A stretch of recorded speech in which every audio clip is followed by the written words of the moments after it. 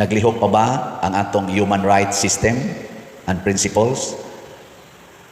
Naghigda in taos President Duterte dito sa iyang Rome tago ang sana Rome arrest siya dito sa Villamor Airbase, nag-oxygen, natog, naghigda sa couch, niya gibutang ang oxygen kay ni-atake iyang sugar.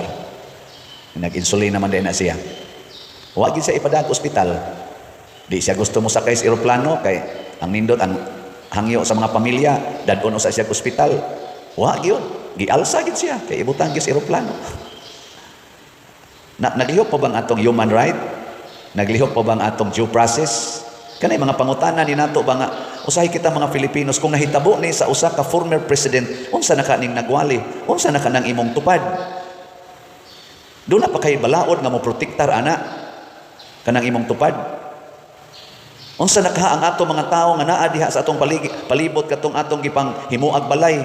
Doon na pa kay mo respeto sa ilang human right nga gani ang VIP sa atong nasod ng mga tao makakita manghilak pag adto ni President Duterte sa Hong Kong, gikanto siya sa Hong Kong rally. Pag adto gani pagbarog niya dito nang hilak ang mga OFW nga mitambong sa maong rally tungod sa gugma nila aning maong tao. Pero bisan gani pagpa-ospital lang, bisan gani 24 hours lang ihatag,